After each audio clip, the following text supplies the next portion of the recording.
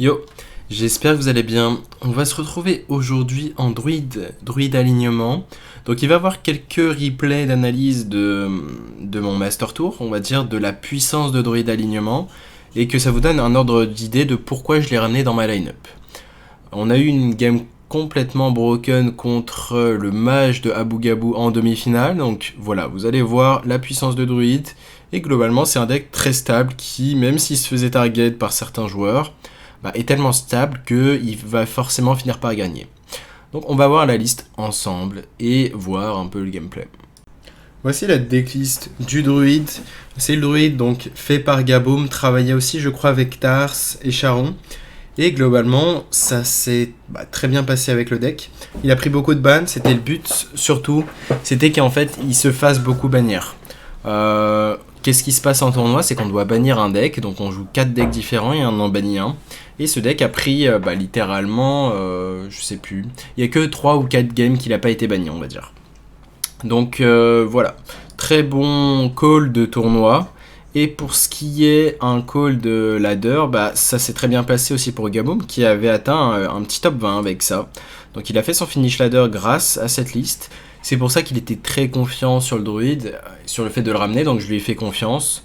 Tout comme lui m'a fait confiance sur le voleur, donc le voleur mine que j'avais présenté en dernière vidéo. Je referai une vidéo dessus pour vous montrer le gameplay et d'autres games intéressantes du Master Tour. Donc voilà. L'idée, on a quoi? On a les gnolls qui vont coûter 0 quand on va faire alignement. Donc dans l'idée, on fait alignement, toutes les cartes coûtent 1 de mana, sauf que gnoll coûte initialement 10 mais réduit son coût. Ça veut dire qu'il va coûter 0 si vous avez une seule carte en main à côté. Donc ça va être très value de jouer le gnoll, notamment post-alignement, parce que derrière tu peux faire des Moonlight Guidance, récupérer les gnolls, le jouer pour 0 deux fois. Et on joue le Neptulon, on va s'intéresser au late game. Donc on joue alignement, l'idée c'est derrière alignement avoir des gros tons. On joue Neptulon qui est très très fort, il s'en est très bien sorti, vous allez voir une game que j'ai fait contre Abu Gabou, avec Moonlight, tu peux avoir 2 fois une carte très très forte, donc c'est très fort. On joue Onyxia, l'idée c'est qu'on a toujours le package dragon avec Kazakusan. On a combien de dragons? On a Alexstrasza, Malygos, Raid Boss, Onyxia, donc ça fait déjà 3 dragons. Et enfin, on a les 2 amalgames à 2 de mana. Dans l'idée, tu peux curver du genre T1, T2, amalgame, ou juste amalgame sur n'importe quoi, une bête par exemple. Et ça va être très fort. On va dire en tempo, ça va te permettre de survivre jusqu'à alignement. Contre les decks lents, de découvrir des gros dragons, ensuite tu fais alignement. Par exemple, tu découvres des Onyxia. Voilà. On a quoi d'autre? On a le package rampe évidemment, nourish, croissance, innervate pour arriver plus vite à alignement. On joue Anaconda pour cheater avec les cartes nature, comme nourish, comme miracle growth, comme le sort à 2 Earthen Scale, qui est un sort de nature, donc qui va nous permettre d'avoir plein d'armure. Le petit raid négociateur qui peut découvrir nourish, donc qui nous ferait piocher 3, en plus de gagner 2 de mana. Donc le négociateur il est très fine dans la liste. Il y a pas mal de cartes bien, du genre la capture cold mine, ça pioche 2 cartes. Là, ça c'est beaucoup de pression si vous avez déjà des serviteurs sur le board, pourquoi pas.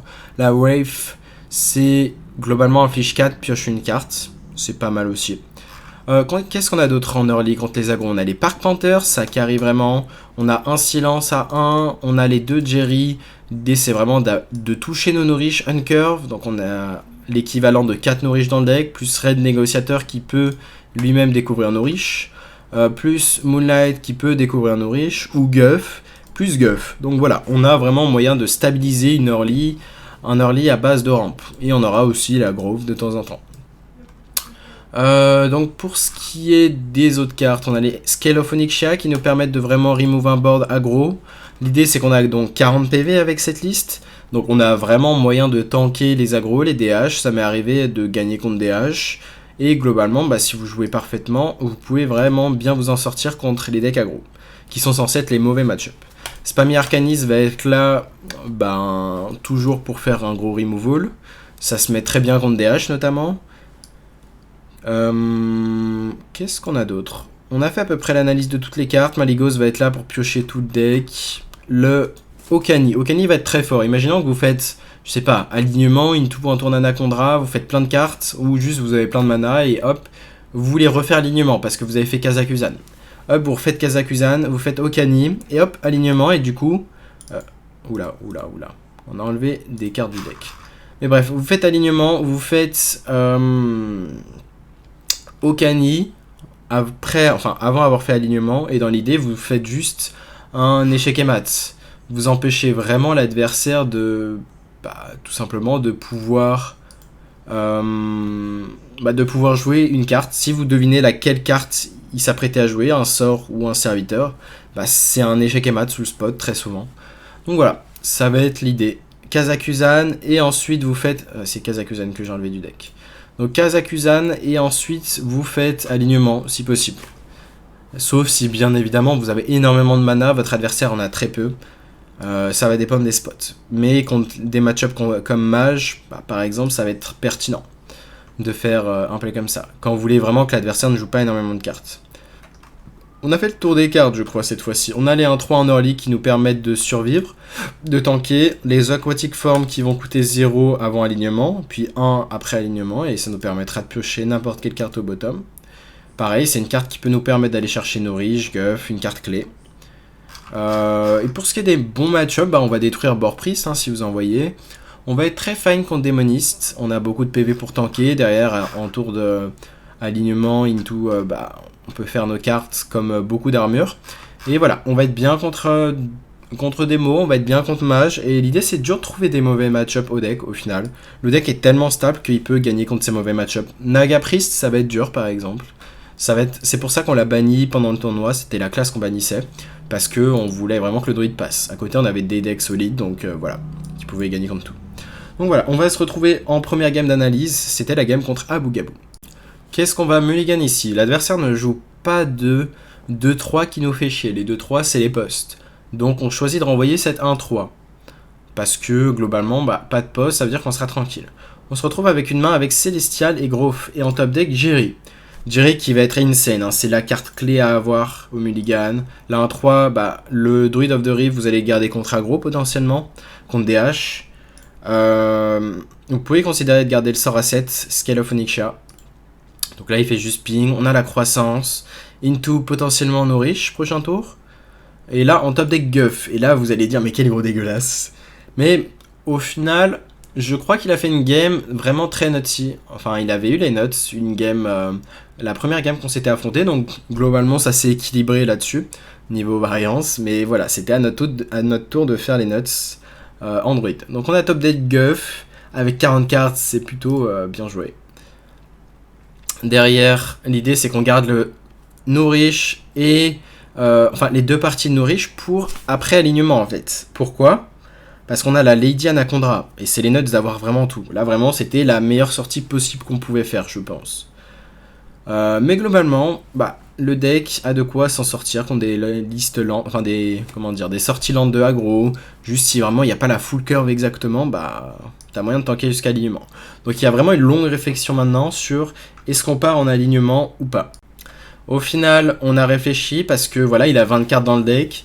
Il a de grandes chances d'avoir au moins un sort qui coûte cher, comme les amulettes, etc. Sauf qu'on va avoir un très gros tour d'Anacondra. Donc j'ai choisi finalement de faire l'alignement, ici. Ça me paraissait vraiment fine sur le play. Donc voilà, il fait des gros dragons, il a 20-20 de stats pour 1 mana, donc c'est très fort. Mais on part en alignement. On part, on pioche d'abord, on fait les bons orders, on gagne du mana, on récupère Maligos. On a Miracle Grove, pareil, qui va mettre un très gros ton. Donc là, globalement, on fait du druide alignement. C'est pour ça que la classe est un petit peu considérée comme une classe cancer. Parce que, globalement, le deck va jouer tout seul. C'est la force du deck. Et vu que maintenant, il peut avoir 40 PV, on voit qu'on arrive à rentrer des cartes pour arriver à 40 cartes. Ce qui font que, du coup, les 40 PV sont un des rares decks qui avantage, donc... pour lequel le druide est avantagé d'avoir 40 PV. Ici on récupère la deuxième Jiri alors qu'on n'a même pas pioché Nourish. Donc ici on va la jouer. On pioche les deux parties de Nourish. On peut re-ramp, repiocher. Et l'idée on va garder ce Maligos je crois. Donc là on fait l'armure, on pioche exactement quand on a 10 cartes en main. Donc que les bons orders pour l'instant. On va gagner 2 mana. L'idée, ça va être de se vider la main. On joue la panthère. Et je crois qu'on va jouer Malygos maintenant. Voir qu'est-ce qu'on pioche en sort. Et je crois qu'on va ramp en mana. Et on va trade cette 3-5. Et on va mettre un taunt. On va mettre le taunt Druid of the Rift ici. Dans l'idée, c'est que on n'avait pas le temps de faire un amalgame, par exemple. Mais avec du temps, on aurait plutôt préféré faire, je crois, amalgame. Amalgame et peut-être un nourish pour pas overdraw. Ouais, c'est ça. Mais globalement, le taux restait très décent. Surtout qu'il faut savoir que c'est sur serveur asiatique. Sur serveur asiatique, vous avez à peu près une demi-seconde de latence par play, par carte que vous jouez. Donc c'est un petit peu chiant, mais voilà, on s'y fait. Au final, vous voyez qu'il y a eu 4 Européens en top 4 de ce Major. Donc globalement, c'est pas les Asiatiques qui ont été avantagés au final. Donc on s'y fait. Ça aurait pu être compliqué dans une méta où il y avait vraiment des decks APM comme Voleur Garrotte. Ou d'autres decks comme le Miracle Priest, ça aurait pu être vraiment compliqué, mais là en l'occurrence il n'y en a pas. Donc voilà, il fait un autre gros tour ici, mais on a 7 de mana, donc globalement autant vous dire qu'on a quoi s'en sortir. On fait Moonlight Guidance et on chope Neptulon. Je vous en parlais que si vous chopez ça après alignement, c'est les nuts. On va en avoir 2. L'idée c'est qu'est-ce qu'on joue les deux? Non, ici je vais choisir de pas jouer les deux. Je vais faire Aquatic Form, voir si on peut avoir une bonne carte d'abord. Au fond du deck, prendre l'info. Hop, on joue le Neptulon. On va tuer sûrement la 12-9 et la 8-8. L'idée c'est qu'on a une autre 3-1 rush. Découvert d'un dragon, on voit qu'on a eu Malygos. Malygos c'est le meilleur pick ici. L'idée ça va être bien post-Kazakusan. Et pourquoi je reste à... là on voit qu'il me reste un de mana. Je reste à 9 cartes, enfin à 6 cartes sur le terrain. L'idée c'est pour tourner autour du gel. Si l'adversaire par malheur arrive à me geler, je reste à 6 cartes parce qu'on a le silence. Donc voilà, c'est vraiment une partie d'échec. Le seul truc chiant, ça serait le silence, enfin le gel. Donc l'idée, on peut silence, taper et derrière, on joue nos cartes. Kazakusan n'est pas encore actif ici. On a encore Alexstrasza dans le deck pour soigner. On voit qu'on est à 32 PV. Le ping va commencer à faire du dégât. Donc là, il passe de 2 à 4 en ayant ping mass 7-2. Il a fait un très bon arcaniste. Là, il a vraiment repris la tempo. Mais globalement, on est druide, hein. On va reprendre la tempo très facilement. On va jouer ça, on va piocher. On récupère Gnoll, Onyxia, Scale of Onyxia. Donc globalement, autant vous dire qu'on a de la réponse ici. On va repiocher. Là, on va faire Aquatic Form. On a Moonlight Guidance. L'idée, c'est qu'avec Moonlight, on aimerait bien toucher l'Alexstrasza du deck pour soigner. Et voilà, c'est une carte aussi offensive potentiellement. Ici, on le fait, on la touche pas, donc on va prendre l'amalgame. L'idée, c'est vraiment d'arriver à Kazakusan très bientôt. Là, on va faire ça, on va découvrir une carte. Je vais prendre la capture Cold Mine parce que ça coûte que 2, le reste est trop cher et ça pioche 2 cartes. L'idée, c'est vraiment que je veux vider le deck avant d'arriver à faire Kazakusan. Dans tous les cas, j'ai Malygos. En fait, quel est le spot que je veux atteindre? Là, c'est une partie d'échec, encore une fois. C'est atteindre le spot de faire le Kazakusan, le Okani et alignement le même tour, tout en ayant repris le board en fait, et que ça soit vraiment, hop, l'adversaire peut plus rien faire. Donc ça va être l'objectif. C'est important d'avoir le plan de jeu en tête, et contre mage, voilà, c'est particulier parce que le deck peut vous remove tout votre board. Il jouait Mordresh, le sort, enfin le T8 qui fait 10 à tout le monde, globalement. Donc là voilà, on reste à 2 de mana, on veut pas se board lock, même argument, pour pouvoir silence le board et taper. Donc là il va Mordresh. Il nous tape un peu, hein. On passe à 18 PV ici. On passe à 18. Sauf qu'on a Alexstrasza. Ici on va piocher comme prévu. On va faire Onyxia first. Ouais c'est ça, parce qu'on avait 10 cartes en main. Ensuite on pioche 2. Bon l'order change pas grand chose vu qu'on allait dans tous les cas s'Alexstrasza notre tête. On va amalgame, tenter d'avoir un gros dragon. Post-alignement, on a un red boss, Onyxia. C'est une game qui va durer en soi, elle va durer 15 tours. Amalgame, on redécouvre un dragon. Kazakusan numéro 2 si jamais les trésors ont été trop mauvais et que la game dure. Donc là on va Kazakusan, il nous reste 4 de mana restants, on a récupéré Okani en main. On a eu globalement le sort à 5 qui va nous heal, le sort à 14 qui va faire 7 d'AOE pour 0. Et là l'idée, voilà, on prend les trades, on joue Okani. On va piocher une carte. Et ensuite on fait alignement. Dans l'idée. Donc là on est dans un spot, on a 8, 16, 18, 20, 22, 30. 30 de dégâts sur le board. On a 14 de burst dans le deck, on a le sort qui donne Furie des Vents. J'ai choisi ici de counter Serviteur, tout simplement pour tourner autour de la 3-5 qui ferait des dégâts à tout le monde. Mais peut-être que c'était pas correct sur le spot et que j'aurais dû pick Serviteur, enfin sort. Pourquoi ? Parce que sur Okani, enfin on va dire là le ping faisait que 4, donc il avait pas moyen de tuer Okani en fait, même s'il faisait ce trade là, il n'y avait pas de 4 sur mon board. Globalement ça veut dire que c'était peut-être un échec et mat si je prenais sort. Donc voilà, il voit que j'ai pas pris sort, il va faire pièce box. Donc on va voir ce que fait la box. Ça gèle tout mon board globalement, quasiment tout mon board. Il y avait un monde où on se disait on fait gel de notre board pour taper avec les 2 8 d'attaque, 2 créas 8 d'attaque, sauf que ici tranquille, on prend notre temps. On prend notre temps, donc là, qu'est-ce qu'on va faire? Qu'est-ce qu'on va faire avec un mana restant? Ici, je vais choisir de faire le Spyglass, parce qu'il n'y a rien d'autre qui donne envie. On ne veut pas ce board lock, encore une fois. Et je vais choisir de ne pas faire mon silence, parce que Okani est toujours actif. C'est-à-dire que là, prochain serviteur, il est contré. Donc, c'est le but. Spyglass, et on récupère l'amulette. C'est les nuts. Du coup, on refait un gros board. Quel dragon on va découvrir? Un T8, Kazakusan et le T12, enfin le T10, 12-12. Donc il se fait counter la 3-2, il fait l'apprentice. On voit que il fait que 4, non il fait 6 maintenant. Donc il fait 6 mais du coup il laisse les 2 créas de droite en vie. Donc il y a 20 de dégâts sur le board. Sauf qu'on a le sort à 5 dans le deck qui fait Furie des Vents à un serviteur allié. Et en plus d'avoir Lifesteal, donc vol de vie. Donc là, c'est ce qui va se passer. On va Maligos pour vraiment aller chercher ce sort. On le récupère. On va le faire sur la 12-6. Donc on passe de 20 PV à 40 PV. Donc c'est les nuts, globalement. On passe globalement hors range. On met l'adversaire à 13 PV.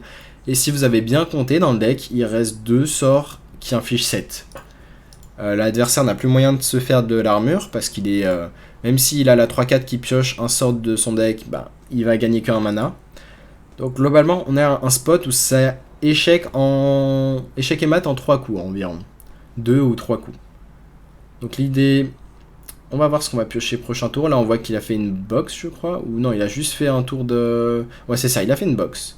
Donc il reprend le board un petit peu, mais on est à 40 PV. Donc ici, on est assez safe. On a Onyxia pour gérer du serviteur. Là, on va voir qu'on va juste faire un tour d'Onyxia. On va tuer une 8-8. On va donner Furie des Vents et Toxicité... Bouclier divin, un serviteur. L'idée c'est qu'on va quasiment full clear le board ici. Et l'idée c'est que dans tous les cas on va gagner d'ici la fin du deck. Et au pire des cas on avait encore un Kazakusan si la partie n'était pas finie. Mais on voyait que là, même si son ping fait 10, ça va pas suffire. Tour 14, on a Spyglass, ça sert à rien, mais on fait 7 à tout le monde. Il sait qu'il ne reste qu'une seule carte dans le deck. Donc globalement, là, la box peut pas le sauver, il n'y a pas de carte qui génère de l'armure. Et puis le tour suivant, il faudra juste tourner autour de Counter Spell, vu qu'il y a 3 secrets, et faire le sort qui inflige 7, et puis c'est fini. Donc c'est ce qu'on va faire ici. On teste le Counter Spell, et létal. Donc voilà, c'était une game vraiment où ça vous montre l'absurdité que peut faire ce druide. Et globalement, pour que Gabo ait réussi à faire un top leader avec, un top 20, c'est que c'est pas seulement un deck de tournoi. Donc c'est pas seulement un deck qui va faire ça une game sur 10, une game sur 20, mais un deck relativement stable en fait. Donc certes, vous n'allez pas faire tout le temps ce genre de power level qu'on a fait, mais vous avez un ordre d'idée que on peut très vite piocher tout le deck. Et là globalement on a fait le Kazakusan à quel tour? On a fait le Kazakusan vers le tour 10. Tour 10 on a pioché quasiment tout le deck en fait. Tour 10 il nous reste 3 cartes dans le deck en fait. Donc globalement, si vous faites les nuts, vous pouvez très vite piocher votre deck. Et vous voyez que le fait d'avoir 40 cartes ne dérange pas trop le druide. On va maintenant se retrouver en game, juste en game classique. On va juste queue quelques games et voir le power level en ladder. Donc on est sur serveur Europe. Bon, vu qu'il y a eu le Master Tour, j'ai pas du tout le temps de jouer. Mais on joue globalement contre des personnes qui ont un MMR de top 100, top 200. Parce qu'on a fini sur Europe aux alentours de top 100. Pour ce qui est d'équipe, on pourrait... Non, on va pas garder le Gnoll, mais on va garder alignement. Globalement, si c'est un board priest, on a gagné le match-up, très souvent. Et ça me fait penser en parlant d'alignement qu'il y a une très belle game. Certains d'entre vous ont vu quand j'ai été streamé. Mais vous allez voir une game très intéressante de board priest. Et c'est en effet un board priest. Donc on est très content d'avoir qu'un board priest. L'idée, est-ce que ça va être intéressant? Bah, l'intérêt, ça va être juste de vous montrer que le match-up est ingagnable pour board priest. Du moins que c'est pas pour rien que le deck a 7% de win rate dans ce match-up. L'idée, c'est qu'on va tranquillement hero power ça. On espère faire alignement assez vite quand même. On a Malygos pour piocher derrière tout le deck. On va pas piécer une panthère, hein. On s'en fout, hein. On veut vraiment piécer alignement, le ralentir direct. Et en plus, si on n'a pas de serviteur, globalement, on lui diminue ses pioches sur... Est-ce qu'on a un intérêt à jouer ça? Je pense pas. Après, ça nous vide la main. On part du principe que, voilà. On la laisse à 1 PV. Pourquoi? Pour pas qu'il pioche une carte supplémentaire sur un tour de Pyro Cléric et Don Denaro. Donc là, il va jouer la 3-2, j'imagine. Ok, il joue cette carte. Peut-être qu'il joue la 2-3 qui lui permet de tourner autour d'alignement. La 2-3 qui fait que... Ça serait chiant, ouais. On va prendre ce trade, juste hero power. Donc ouais, peut-être qu'il joue la 2-3 qui fait que ses sorts coûtent 1 de moins. Donc ça veut dire que c'est le counter à alignement. Après, est-ce que ça suffit à gagner? Pas sûr. Il va falloir setup un très gros tour. Là, pourquoi on tape jamais? Parce qu'on veut rester à 40 PV, qu'il ait aucune cible pour soigner pour Xyrella. L'idée c'est de mettre des gros tons et puis après, voilà. Enjoy. Il va soigner notre créa, mode lampe dévore. Il a top deck Handmaiden. Enfin, il avait en main, mais il devait jouer 3 sorts. Intéressant. Oh, ça va être très intéressant. Également. Donc, est-ce qu'on choisit serviteur? Enfin, serviteur ici. Ça peut le ralentir. Hein. Après, on pourrait juste ramp et se dire on fait alignement derrière. Qu'est-ce qu'on préfère? Parce que Okani post-alignement, c'est vraiment fort aussi. Hein. Peut-être on va le garder. On va rester sur notre plan de jeu. Pourquoi on rampe pas ici? Parce que j'ai envie de faire encore Panthère prochain tour peut-être. Et ensuite faire pièce alignement et garder notre rampe pour faire rampe, Okani et Onyxia par exemple. L'idée c'est vraiment de faire un tour échec et mat. Enfin, pas échec et mat, mais presque. Parce que ça setup beaucoup de dégâts.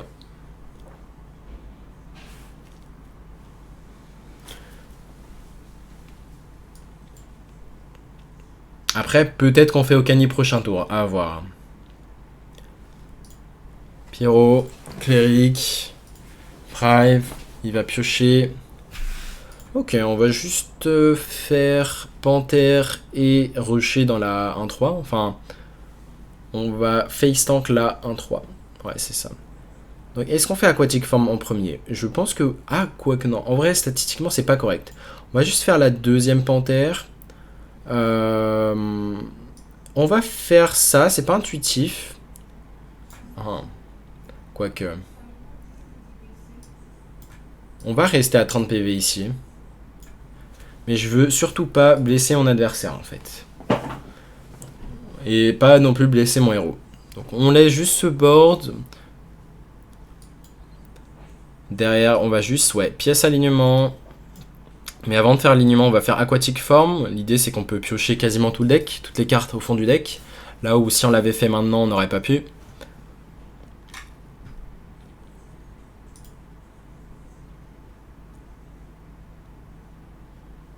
Donc si jamais vous êtes habitué à voir mes streams, donc le lien de mes streams dans la description.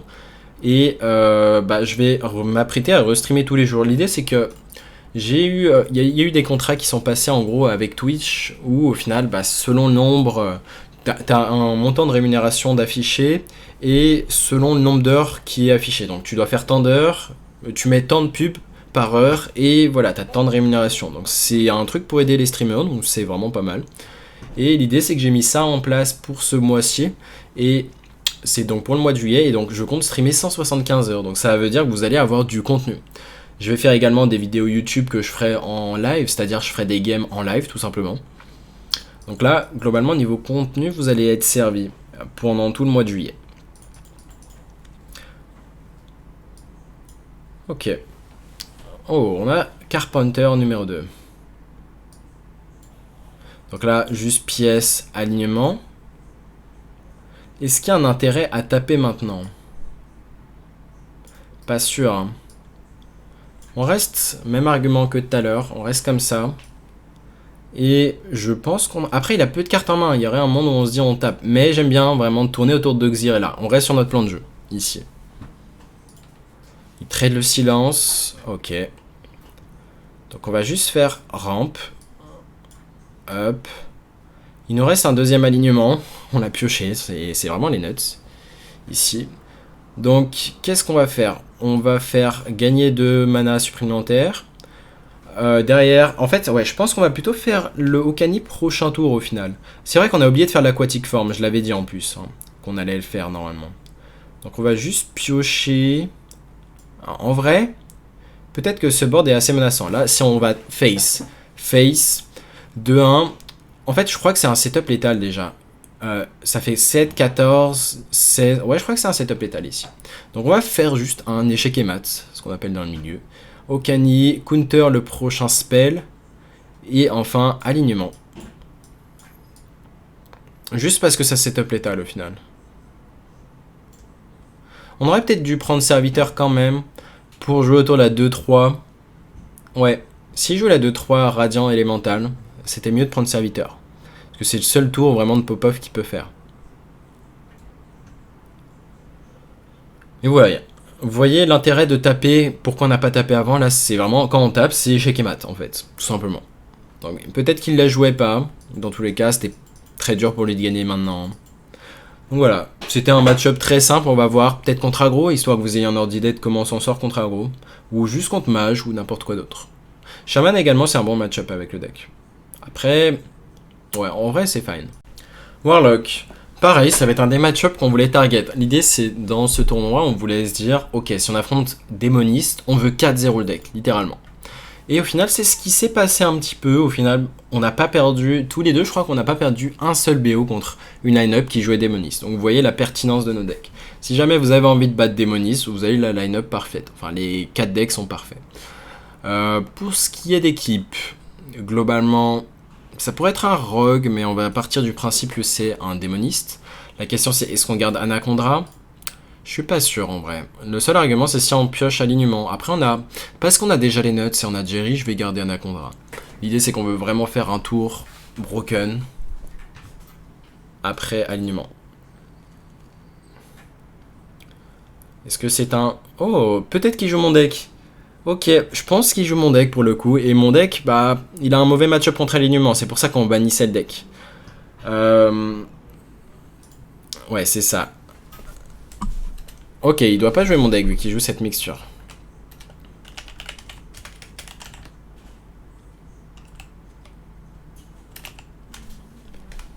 Ok, on va faire ça.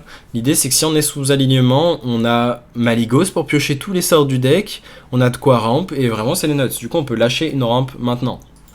Donc bien évidemment les nourriches, on va pas les garder au mulligan en vrai. Je réfléchis mais j'aime pas trop les garder au mulligan parce que les Jerry du coup perdent de leur importance. J'aime bien optimiser les Jerry donc moi je garderai pas les nourriches. À moins que vraiment vous affrontez Bord Priest et que vous avez vraiment Nourish, into alignement, into Maligos, mais bon. Ok, on n'a rien à jouer, on va juste Hero Power. Est-ce qu'on ira au Power Sacrea? Je pense que oui. Parce que derrière, on va ramp Hero Power nouveau Sacrea. Je sais pas quelle version il joue, hein. 30 cartes. On le saura peut-être assez tôt. En fait, peut-être qu'il joue une version comme moi, mais différente. Ok. Donc là, alignement serait une bonne pioche. Bon, après, il va être sous baguette. Donc, on aimerait alignement après sa baguette, si possible. On peut pas facilement se vider la main. C'est vraiment le seul truc chiant ici. Et voilà, ça va être technique. Mais au moins, c'est bien. C'est juste de la logique, de quand faire alignement. Ok, c'est bien un deck mine. Je pense que c'est bien un deck mine. Ici, est-ce qu'on a envie de piocher et de faire un gros ton? Je pense pas. Hein. Je pense que par défaut, on va juste faire ça. Bon, on lui donne vraiment une bonne AOE. Mais l'idée, c'est vraiment... Bah, on veut pas avoir d'autres cartes, en fait. On peut faire beaucoup d'armure après dans ce match-up. Hein. Peut-être on peut gagner comme ça, En faisant... Parce qu'en fait, la combo, elle fait 60 de dégâts. Enfin, elle fait 56. On peut tenter de gagner 8, enfin 10, 20 d'armure, voire 11, 22. Et derrière avoir Guff. Ouais, peut-être qu'on peut être en range, mais ça implique d'avoir vraiment tout. La 4-4 peut également découvrir le sort à 3 qui donne plus 4 d'attaque et 8 d'armure. Donc là, on va vraiment essayer de maximiser l'armure. Très souvent, bah, il n'aura jamais la combo au tour 7, tour 8. Ça veut dire Hellfire coûte 2, le sort légendaire coûte 2, il a Tamsin, il a vraiment absolument tout. C'est quasiment 0,1% de chance qu'il ait létal. Ok, il a l'air de jouer une version différente. Du moins, une version très ancienne. Est-ce qu'on accepte l'overdraw ici? Je pense qu'on va l'accepter. Sinon, il y a un monde où on fait juste Alexstrasza ici. Allez, partons pour Alex.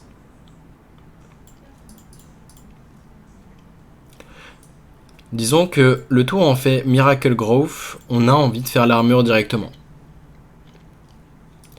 Ça va être 11 d'armure, ça va être insane. Le Gnoll, on voit qu'il va très souvent coûter pas cher. On va dire c'est comme le démoniste au final, c'est une carte très facile à jouer. Tu peux vraiment te vider la main de ce Gnoll quand il te reste, ta main est vraiment remplie. Hop, 1 de mana. C'est value.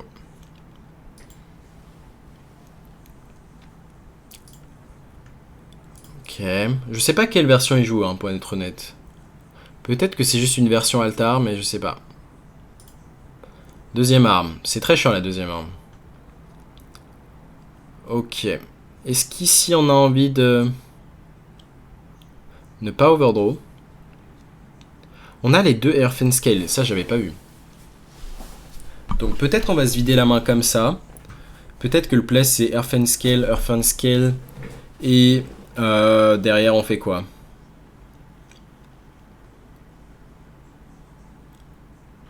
Pioche, j'imagine. Ou peut-être qu'on en fait un seul. Ensuite on pioche, l'order est correct comme ça. Gnoll. Et enfin, qu'est-ce qu'on fait? On peut faire ça sur Alexstrasza, voir ce qu'on a. Kazakusan. Le reste est moins bon, on va dire. On le met à 9. Oh, on lui a fait brûler une mine. Donc c'est bien. Il joue bien, on va dire, le deck que je jouais, mais une version différente. Ok, il va faire quoi? Il va piocher beaucoup? Hellfire? Non, Tamsin, ok. Donc voilà, là ça va être maintenant que ça va être vraiment intéressant de piocher alignement. Parce que là, sa main est très très réduite.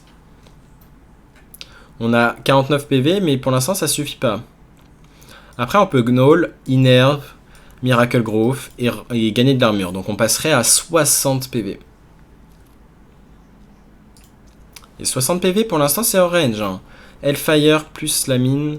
Ouais, ça va être hors range. Hein. Je pense qu'on va pour le play. On espère piocher alignement. Toujours pas d'alignement en vue. Mais on fait de l'armure. J'aime bien garder le Gnoll à 4 PV ici. Donc on va innerve ça. On est... Ouais, 60 PV. On n'est pas safe, hein. Parce que vraiment, s'il a réduit toutes les parties de la combo, bah il fait quoi? Il fait la bombe, il la suicide. Il joue Tamsin, full board et Hellfire. Et ça fait... Bah, ça fera 56 plus 3 plus 4. Donc il aura 63. Donc c'est dans ce genre de spot qu'alignement est quasiment instant win. Pourquoi en plus? Parce que derrière, si on fait alignement et qu'il a le sort légendaire en main, ça veut dire qu'il va coûter 0 en fait. Le sort va coûter 0, et s'il coûte 0, il ne peut pas faire deux vagues de phylactérie, donc le sort légendaire. C'est un sort de shadow, tu peux le répéter avec Tamsin, là, 1-3. C'est comme ça que tu vas tuer des decks à plus de 50 PV, 60 PV. Même guerrier contrôle serait un bon match-up en soi. Parce que bah pour l'instant j'ai fait 2 ou 3 matchs contre guerrier contrôle, j'ai gagné à chaque fois. Parce que bah t'arrives à avoir assez de dégâts. Entre les mines que tu vas tuer, elles vont mettre chacune 4 plus 4, le Hellfire qui met des dégâts, le sort à 4 qui inflige 3. Globalement tu vois que tu peux être très rapide, tu peux tuer vers tour 9, tour 10, s'il n'est pas monté à plus de 60 d'armure. Enfin plus de 60 PV. Donc c'est maintenant qu'il faut alignement. Ça va être vraiment pertinent là. Et donc c'est peut-être le seul moyen de perdre le match-up, de ne pas avoir alignement. Donc je pense qu'on doit faire... on veut pas prendre ses dégâts quand même. Est-ce qu'on est Neptulon ou on est Onyxia? Peut-être plus Onyxia. Ça dépend encore une fois de ses réductions. Okani, ça peut ralentir également. Bon, après, pas ouf parce qu'il est sous... toute sa main est réduite. Mais là, une autre carte qui serait vraiment bien, c'est Guff. Guff, le négociateur. Ok, on est peut-être mort maintenant ici. À voir. Mais sinon, on voit qu'on avait beaucoup d'outs. Les Moonlight pouvaient piocher une carte clé du deck comme alignement. Aquatic Form, pareil. Donc c'est très rare de blanc l'alignement contre un deck où il faut. Je sais que pour avoir joué beaucoup board prise contre cet alignement, bah au final... tu finis très souvent par te prendre alignement. Donc là, on va voir s'il a tout ce qu'il faut. S'il a tout, il a létal. Il n'a pas létal.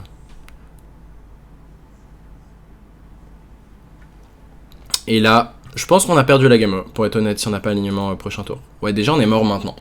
Donc c'est dommage. Là, vraiment, c'est le genre spot où... bah, Démoniste espère que t'es pas alignement. Et même, même Guff, je pense, ça va être quoi nous sauver ici. Donc ouais, c'est dommage. On va vérifier qu'il est bien létal. J'imagine qu'il a Hellfire numéro 2. Ouais. Dommage, c'est close. Au final, je pense qu'on va s'arrêter là parce que je vais être très short en time. Si je veux pouvoir sortir cette vidéo à temps. Donc, merci d'avoir suivi cette vidéo et je vous dis très bientôt. Donc, comme je vous ai dit, on va bien charbonner niveau heures de streaming et vidéo pour ce mois de juillet. Sur ce, je vous dis à très bientôt. Tchuss.